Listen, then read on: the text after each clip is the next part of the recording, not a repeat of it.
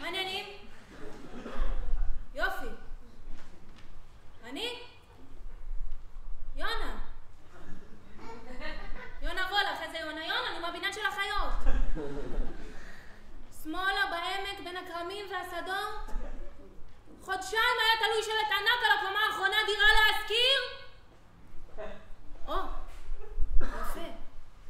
עלק כלת פרס ישראל לספרות, טוב לדעת שאת זוכרת על איזה דירות את כותבת.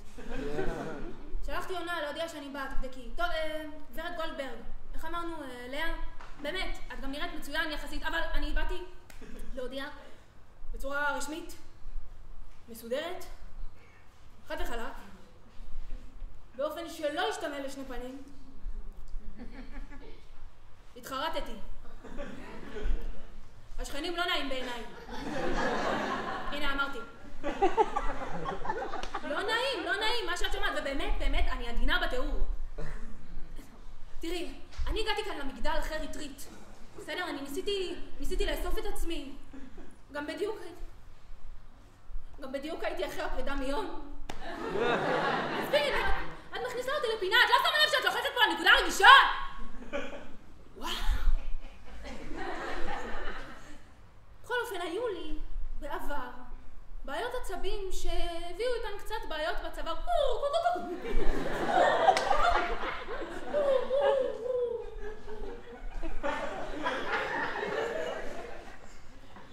מבינה? אני ויון פירקנו את הקן ואני חיפשתי בית.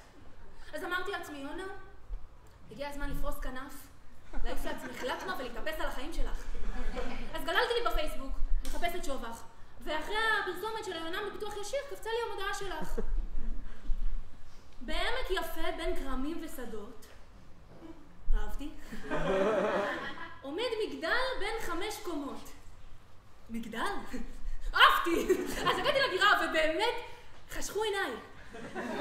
החדרים צרים, המטבח קטן, באמת אי לא נכנס שם, המסדרון חשוך והדיירים סבירים, לא יותר. אבל אמרתי לעצמי, יונה, את בתהליך. תזכרי מה אמרו לך בריטריט. תחבקי את הילדה הפנימית שבך. כל ה... live, laugh. תתחילי את הסיטואציה. אז הרמתי לשכנים, ובאמת אפילו בשלב מסוים הם אפילו היו נראים נעים בעיניי. כבר התלהבתי. ראיתי עתיד. אבל עובר יום, עוברים יומיים, שבועיים, והכל מתחיל לצוף. ופתאום את מתחילה להבין למה כל החיות ההזיות שראו את הדירה לפנייך ברחו מפה. הם אמרו את האמת, וגם באמת מישהו חייב להגיד את זה. למה לכל דייר פוטנציאלי, כל הבניין צריך לעמוד על הראש, ונעים החדרים, נעים מסדרון, נעים מטבח, די, שחררו את רבי, הכל פעם מכוער מאוד, ואתם לא מוסיפים. איף. אז אני הגעתי להחלטה. אני נמאס לי להיות נחמדה ומכילה. זה לא בריא לי לבריאות, כל ההרחבה הזאת. אני פאקינג יונה. אני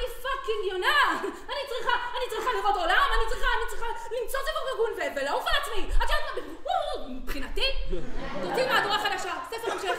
יונה מוצאת דירה להשכיר בכיכר העלונים באמסטרדם, בסדר? באמת, תודה רבה, על שום דבר. תקראי את החוזה, אני יוצאת מהדירה ולהתראות.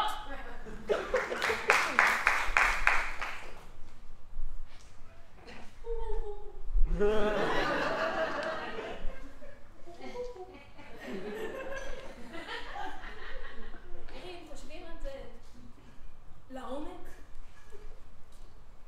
התרנגולת עם כל העצמות הרחבות היא מביאה לי אוכל אחרי כל קידוש בשישי, והקוקייה המזכירה הזאת היא בפנסיה, אז אנחנו יושבות כל יום שלישי לרחל על קפה, שזה תמיד נחמד.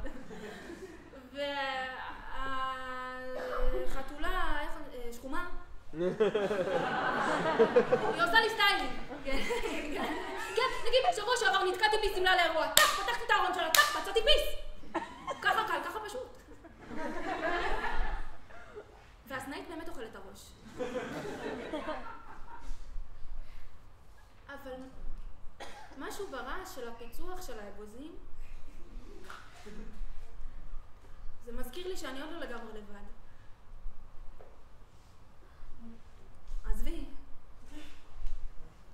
נשארת.